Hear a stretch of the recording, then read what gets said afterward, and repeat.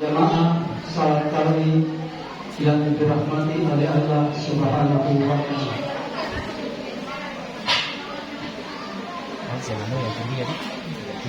Alhamdulillah, mari kita tak berhentinya selalu memanjatkan rasa puji syukur kehadirat Allah Subhanahu wa Ta'ala atas limpahan kesehatan yang diberikan kepada kita sehingga kita masih sempat berkumpul bersama-sama di masjid yang kita cintai ini, yaitu Masjid Tuan Guru, untuk melaksanakan salat tarawih secara berjamaah. Sebelum kita mendengarkan ceramah tarawih, ada beberapa hal yang perlu kami sampaikan. Pertama, keadaan keuangan kita di malam pertama sebesar Rp348.000. Pengeluaran sementara belum ada. Terus yang membawakan buka puasa untuk esok hari yaitu keluarga Haji Magar Ali. Kedua, keluarga Ansar dan Rabi. Ketiga, Sukri dan Nikodo. Keempat, keluarga Umar dan Nuntu. Kelima, Hajjah dan Haji Nurmana.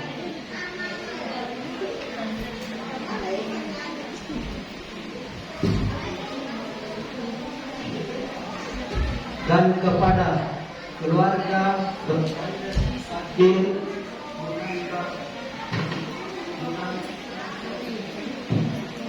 keluarga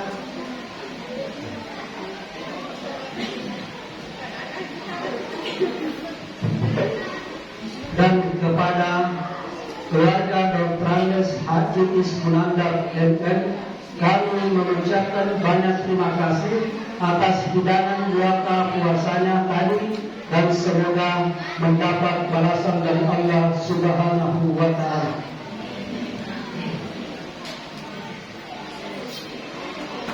Selanjutnya yang membawakan ceramah tarawih adalah Ustaz Rahmat Mahmud SPB MPD. Karena beliau sudah berada di tengah-tengah kita, maka waktu dan tempat kami persilakan. Demikian, Assalamualaikum warahmatullahi wabarakatuh.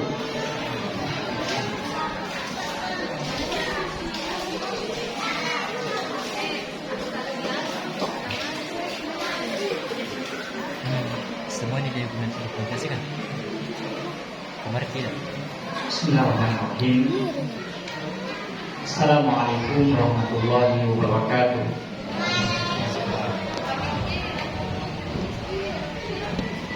Alhamdulillahirabbil alamin alladzi bi ni'matihi tatimmus shalihat. Asyhadu an la ilaha illallah wahdahu la syarika lah. Wa asyhadu anna Muhammadan abduhu wa rasuluh. Allahumma shalli wa sallim wa ala alihi wa ashabihi wa man tabi'ahum bi ihsan ila yaumil amma ba'd. Jamaah salat Isya sekaligus salat tarawih dirangkaikan dengan zikir yang dimuliakan oleh Allah Subhanahu wa Ta'ala. Bapak Ibu sekalian yang berbahagia, pertama-tama tentunya kita bersyukur kepada Allah Subhanahu wa Ta'ala dari begitu banyak nikmat Allah Subhanahu wa Ta'ala yang tidak terhitung jumlahnya. Di antaranya nikmat yang paling harus kita syukuri adalah bertemunya kembali kita dengan bulan suci Ramadan. Ada apa dengan bulan suci Ramadan? Rasulullah sallallahu alaihi wasallam bersabda, "Ataakum Ramadan syahrun mubarak." Telah datang kepada kalian bulan Ramadan, bulan yang penuh keberkahan. Jadi adik-adikku, kalau ada tugasnya mencatat apa ini judulnya ceramah di malam ceramah tarawih, ya bisa ditulis bulan yang penuh berkah. Jamaah sekalian yang berbahagia, dari ulama Imam Nawawi dan yang lainnya, dari pengertian berkah itu bisa kita ambil makna ada 5. Yang pertama, berkah itu adalah baik, kemudian banyak, kemudian tumbuh, berkembang, dan selalu. Jadi kalau ada sesuatu yang baik, banyak, tumbuh, berkembang, dan selalu abadi, maka itu bisa kita kategorikan sebagai berkah. Dan jemaah sekalian dimuliakan Allah Subhanahu wa taala, bulan Ramadan adalah bulan yang penuh keberkahan di dalamnya. Kita akan coba mengambil pelajaran petunjuk dari surah Al-Baqarah ayat 183 yang kita hafal dan pahami bersama bahwasanya ayat ini adalah ayat di mana di bulan Ramadan kita diwajibkan untuk berpuasa. Ketika Allah Subhanahu wa taala berfirman, "Ya ayyuhalladzina amanu kutiba 'alaikumus-syiyam kama kutiba 'alal ladzina min qablikum la'allakum tattaqun." Hai orang yang beriman, diwajibkan atas kalian berpuasa sebagaimana orang-orang sebelum kalian, umat-umat yang terdahulu juga ada kewajiban berpuasa. La'allakum, goalsnya adalah, tujuannya adalah tattaqun. Dalam hal keberkahan di sini, coba kita memperhatikan 3 kata di ayat ini. Yang pertama adalah kata amanu, yang kedua adalah kata puasa itu sendiri, dan yang ketiga adalah kata tattaqun, ataukah orang yang ataukah bertakwa. Yang pertama jamaah sekalian adalah kata amanu. Ini penting jamaah sekalian. Tentunya di sini panggilan ya ayyuhalladzina amanu, panggilan khusus bagi orang yang beriman. Dan jika kita berbicara tentang keberkahan di bulan Ramadan, maka keberkahan yang akan didapatkan tentunya adalah orang yang beriman. Seperti apa keberkahan yang akan didapatkan oleh orang yang beriman jamaah sekalian? Orang yang beriman, Syekh Muhammad Shalih Al-Utsaimin mengatakan, iman itu bukan hanya sekedar pengakuan, tasdiqu bil qalb, iqraru bil lisan, wa amalu bil jawarih. Pembenaran dalam hati, ucapan dalam ikrar dalam lisan, dan mengamalkan setiap amal perbuatan. Tidak cukup itu saja, kata Syekh Muhammad Shalih Al-Utsaimin, akan tetapi menerima iman adalah menerima dan tunduk.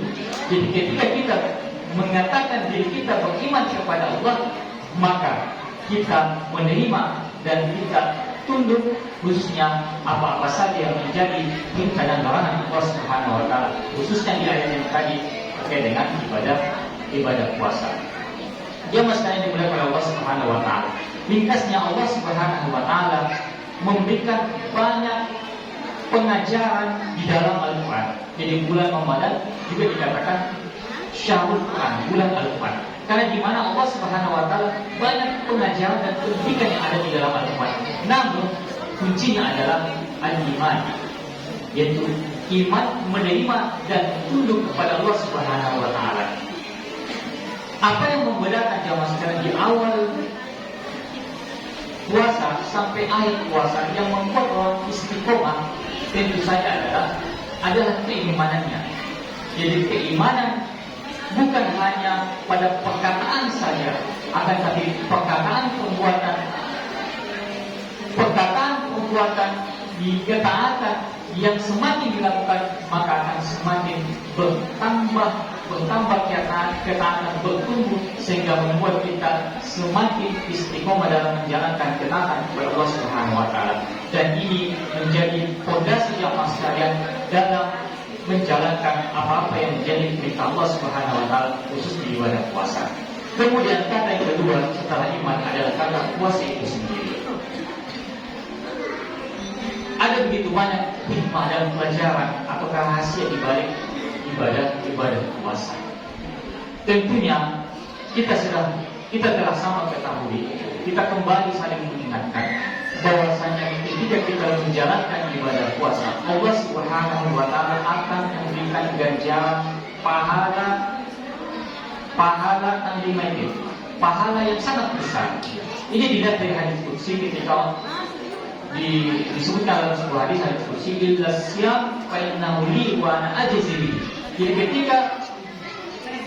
ketika segala amal saleh itu dihitung, maka ada yang istimewa buat ibadah puasa itu sendiri.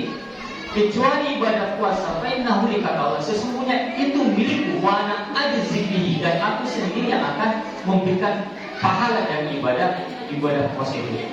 Ini bisa kita ambil pelajaran karena begitu banyaknya pahala yang akan kita dapatkan kalau kita berpuasa. Tentunya jemaah sekalian, tingkatan orang berpuasa itu beda-beda. Bukan hanya sekedar menahan lapar dan dahaga, akan tetapi bagaimana ibadah puasa kita itu sebagai training atau latihan budaya kita, jiwa kita. Bukan hanya kita menjalankan apa yang menjadi perintah Allah Subhanahu wa taala, akan tetapi manajemen diri ataukah mengolah hidup kita 1 bulan ini untuk meninggalkan maksiat dan bagaimana mengistiqomahkan dalam menjalankan ketaatan pada Allah Subhanahu wa taala. Bukankah Allah Subhanahu wa taala membagi 2 waktu? Di dalam surah Duha Allah berfirman, "Wal duha", demi waktu siang, waktu duha, wal laili idza sajada, demi waktu malam apabila telah sunyi. Dari tafsir ayat ini kita di situ dibagi ada 2 waktu. Waktu siang dan waktu malam. Masing-masing 2 waktu ini adalah waktu di mana ada ibadah atau ada amal soleh yang bisa kita lakukan untuk mendekatkan diri kita kepada Allah Subhanahu wa taala. Jamaah sekalian, khususnya di bulan Ramadan ini, jika siang hari kita isi dengan berpuasa yang dimana pahalanya berlipat ganda, maka di malam hari kita isi dengan ibadah sholat tarawih, ibadah sholat witir, ibadah sholat lain, yang mana pada malam itu malam yang satu malam di mana mustajabnya doa-doa yang kita minta kepada Allah Subhanahu wa taala. Kemudian jemaah sekalian, yang ketiga yang perlu kita perhatikan dari surah Al-Baqarah 183 adalah kata tattaqun atau takwa.